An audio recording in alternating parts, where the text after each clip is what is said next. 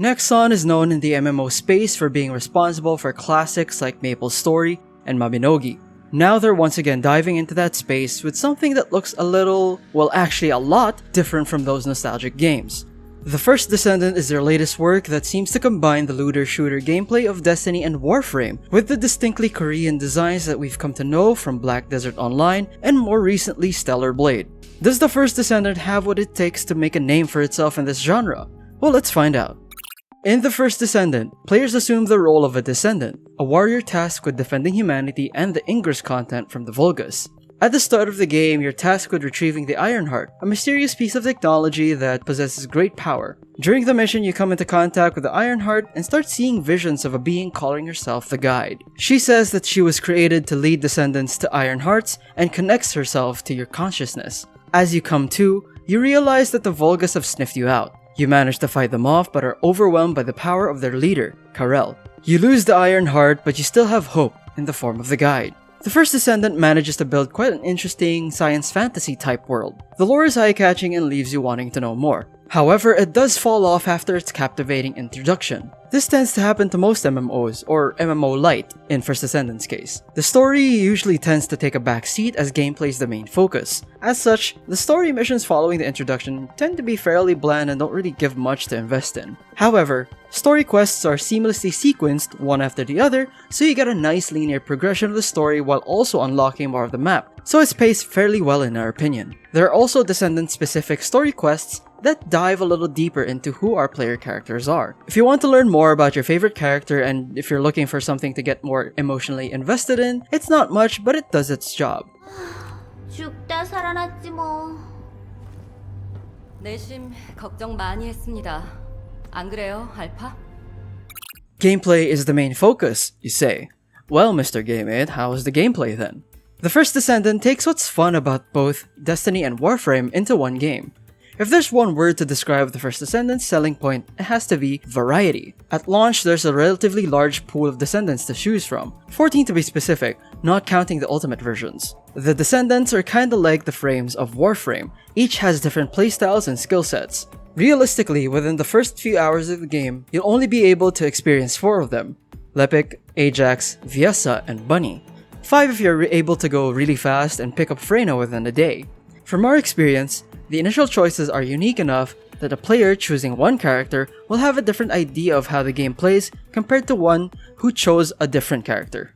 Viessa, for example, excels in crowd control by slowing enemies down or straight up freezing them, stopping them in their tracks. Ajax is tanky and specializes in providing cover for his teammates. Bunny is fast and can get in close range to deal damage and quickly get out. The variety of characters ensures that a player can find a character that matches their desired playstyle. Being able to freely switch between Descendants is also great, since it gives you the chance to try other playstyles if you want to try something different. The gunplay is also quite satisfying.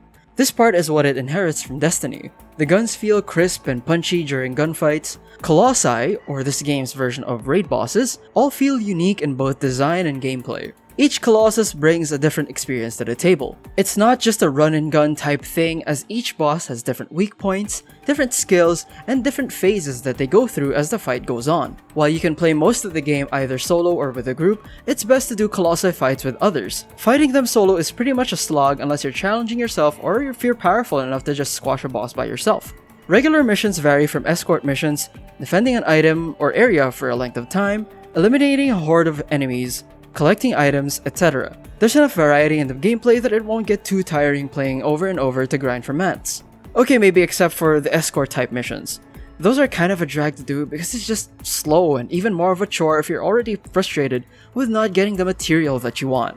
There's also a wide array of guns to choose from, and each gun type brings something different to the table. If you prefer automatic rapid firing guns, machine guns and assault rifles are perfect for you. For those who like staying back and firing long range, the sniper and scout rifles provide that experience. Want to get up close and personal? Handguns, hand cannons, and shotguns enable that playstyle. The customization and variety get deeper with the Warframe-inspired module feature. The modules allow you to modify a gun's stats like firepower, magazine capacity, recoil, affinity damage, critical damage, and much more. With all the different Descendants and their playstyles on top of the wide array of guns, and the modules stacked on top of that, There are a lot of ways to make the gameplay of the First Descendant your own, catered to how you like playing the game. The visuals of this game are one of the game's big selling points in our opinion, because guys, let's be real. Let's be real here. Let's be really real here. Let's be really. The cutscene, cinematography, and the introduction is done well. The shots do a good job of showing where you are and what's happening. The graphical fidelity of the game is definitely something to be praised. The character models are very detailed and no two characters feel the same. You get a good feel of a character's personality just by looking at their designs and how they're animated. The lighting and environment are beautiful. Sure, you'll be too busy running about guns blazing through these environments, but during the downtimes, the environment gives you enough to admire and appreciate as you walk to your next objective. While it takes some inspiration from Warframe, it sadly doesn't have the intricate fashion and customization that Warframe offers though. At this stage of the game, it's also not as optimized either.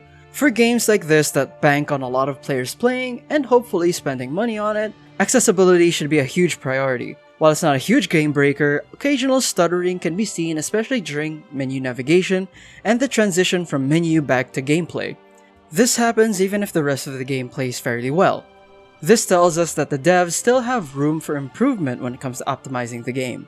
While we're on the topic of visuals, most of the fashion is locked behind a paywall. It's good that whatever monetization they do have, it doesn't interfere with the gameplay experience too much, but I just wish they would add more in-game acquirable fashion in the future. The sound design of the First Descendant is also first class. The guns sound amazing and it just tickles the brain in a very primal way.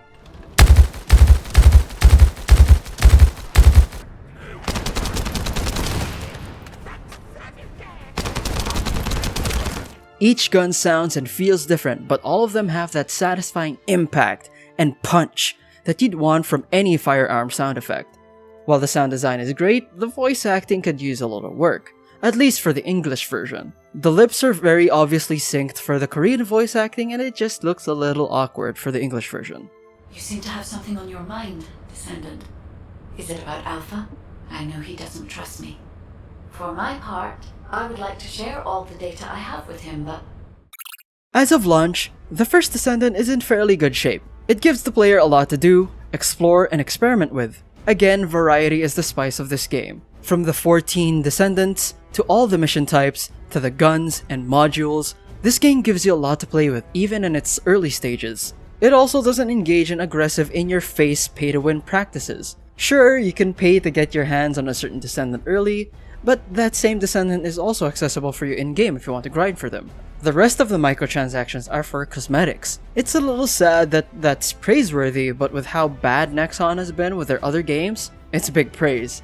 Speaking of Nexon, fair warning that they have a bad track record when it comes to their monetization schemes. They also have a reputation for shutting down games fairly early if they don't make as much money as they predict.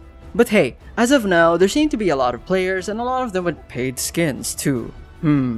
As long as Nexon doesn't go overboard with a greedy monetization system, we think that the First Descendant can go really far and take root in this genre. Cause honestly, it's a fun experience. So please Nexon, don't prove us wrong, because we're giving the First Descendant an 8.6. That's it from us for the First Descendant. What do you think of the game so far? Which Descendant do you main? Or who do you want to grind for later? Tell us in the comments below. Like and subscribe if you want more video game related content. This has been GameMate, signing off.